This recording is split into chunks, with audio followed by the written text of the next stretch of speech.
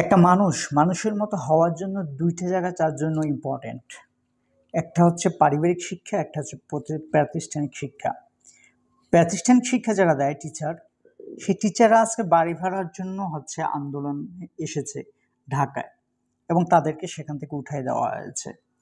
এখন বিষয়টা হচ্ছে তাদের বাড়ি ভাড়া ১,০০০ টাকা। বাংলাদেশ থেকে গড়ে প্রতি বছর কত হাজার কোটি টাকা বিদেশে যায়। যেহেতু এআই যুগ আছে, আপনি সার্চ দিয়ে দেখতে পারেন কত হাজার কোটি টাকা। সেই টাকাটা যদি বাংলাদেশে থাকতো অবশ্যই টাকার মান আমাদের এত নিচে নামতো না। টিচারদের এই আন্দোলনটা যৌক্তিক, একদম যৌক্তিক, পারফেক্ট।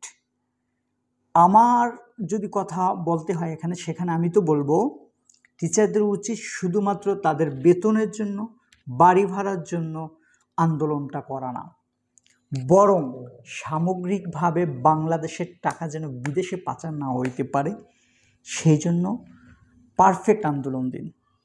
আপনারা আপনাদের স্টুডেন্টরা মিলে সারা বাংলাদেশব্যাপী এমন একটা আন্দোলন গড়ে তুলুন যে আন্দোলনের মাধ্যমে এই জিনিসটা নিশ্চিত হয়ে যাবে যে বাংলাদেশের টাকা বিদেশে পাচার করার সাহস আর কেউ দেখাবে না।